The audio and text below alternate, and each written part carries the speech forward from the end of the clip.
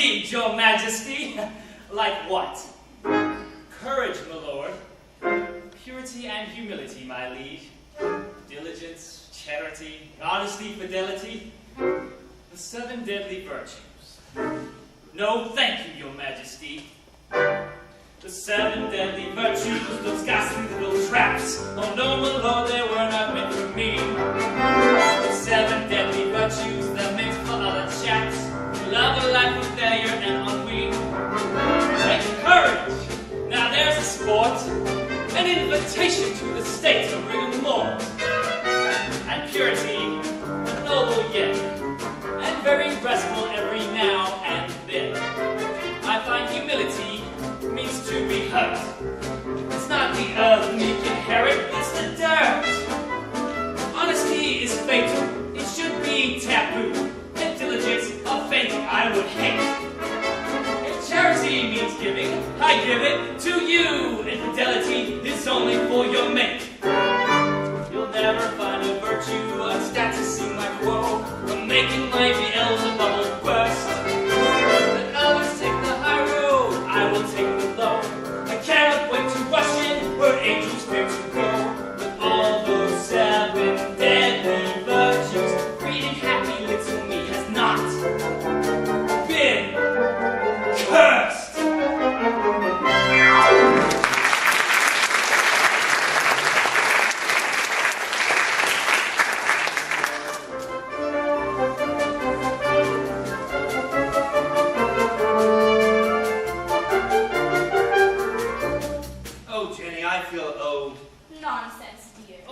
I was thinking of it this morning. I walked as briskly as ever to my study, and I arrived there much later than I expected to. The days seemed longer, the nights were shorter, and my horse seemed so much higher. You don't get enough fresh air, Arthur. You spend far too much time in your precious civil court. Oh, but I can't help it. I don't only mean to go for a moment, but I become absolutely transfixed. Not because I'm proud of it, which I am, but because it is so exciting. Before, when disputes were settled by physical combat, I always knew the outcome because I could tell the better swordsman at a glance. But now with a jury and a judge, you never know until you hear the verdict. It's positively riveting. I know it is, but I do worry about the jury, Arthur. They don't know the parties involved. They don't really care who wins. Oh, Jenny, they really do care. Arthur, are you sure it's wise to trust decisions to people so impartial? Oh, but that's the point, sir. No impartiality. Arthur? Good evening, ma'am. Good evening, Kelly. Damn it, Arthur. Excuse me, ma'am, but damn it, Arthur.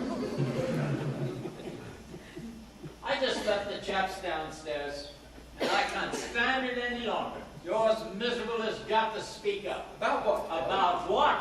Not about what. About who? What? Mordred, that's what. Please, Kelly, let's not talk about Mordred. Tonight is the first night in a month he's not coming to dinner, and I feel as though I were going to a party. I'm sorry, ma'am. I really am sorry, but I must. Arthur, you have to face it. You've sired a skunk. And the top of it all, you set it loose to smell of your own court. Do you have any idea of the foul things he's saying and doing? Yes, I do. Oh, you do, do you? Are you aware of the skunky ways he's stirring up the knights? Oh, yes, he's preying upon the provincialism, trying to get them to yearn for their own lands. Oh, you know that? How many disappears every afternoon? Do you have any idea what he's up to? Oh, yes, he's searching the forest for his aunt, Morgan Le Fay. You know that, too? Got a wager you don't know what he's saying about chivalry. Oh, yes, he's mocking it with his vulgar limericks, as usual. You know all that? Oh, yes, I do, and I know why. He's out to destroy me and those I love. And he's trying to make his inheritance come quicker. Then, Arthur, why in the holy name of heaven don't you stop him? You've got to stop thinking thoughts and think of something. Is this true, Arthur? Yes, it is, but we practice civil law now, and we cannot take the law back into our own hands. Talking is not a crime. We're walking in the woods. When he violates the law will deal with him. Arthur, you mean to say a chap has to wait to be killed before he can attack? I'm afraid I have no answer for that, Kelly. Well, Arthur, I never thought I'd hear myself say it, but what you need is a new idea. And one will be found, Kelly. You shall see. I hope so, ma'am. I hope so. I'm really very worried. You know, sometimes chasing the beast is a lot easier than living with people. Oh, it's true. When you're questing, the summer scorches, and the winter chills, and the wind slaps you around a bit, and the rain drenches you, but it's orderly. You can count on it. And they all don't get together and do it to you at the same time. But people, I'm not referring to you, Arthur, you man. You're special people. That's why I stay on, I suppose. Pelly, I tell you what, I could use a bit of fresh air myself. Why don't we get away from people tomorrow and go partridge shooting? That's the best suggestion I've heard all day, Arthur. Fresh air, green fields, coming then? Just the boys, what? Well, good evening, ma'am. Arthur, you bring the bows and arrows, I'll bring the sandwiches. Arthur, I hope you suffer no guilt about Mordred. I feel nothing about him, and neither should you. God knows you're not the first king with one of those things running around. No, I feel nothing either. Fortunately, he is an appalling specimen. Amen. The one thing I can say for him is that he's bound to marry well. Everybody is above him. Yet there he is, yet. And even if he were banished, he'd still remain a threat to the throne and to us. And don't you wish you'd never been born a queen? Oh, occasionally. It's never being alone that bothers me most. Do you know I have never been without someone around me in my entire life? Neither at Camelot or Camelot. I mean completely, totally, solitarily alone. Sometimes I wish the castle were empty, everyone gone, no one in it but me. Do you know what I would do? I would bolt every door, lock every window, take off all my clothes and run around stark naked from room to room. I would go to the kitchen, naked, prepare my own meals, naked, do some embroidery naked, and put on my crown naked. And whenever I passed Tamara, I would stop and say, "Hello, Jenny, old thing.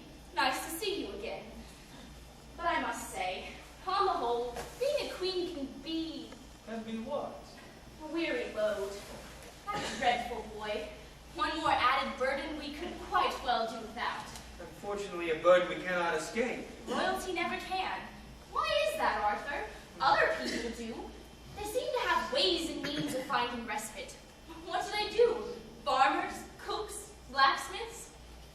What do the simple folk do to help them escape when they're blue? The shepherd who is ailing, the milkmaid who is glum, the cobbler who is wailing from nailing his thumb.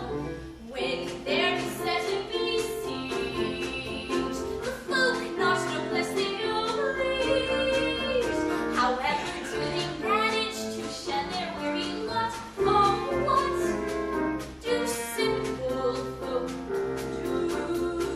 We do not. I have been informed by those who know them well. They find relief in quite a clever way. When they're sorely pressed, they whistle for a spell, and whistling seems to brighten up their day. And that's what simple folk do. So they say,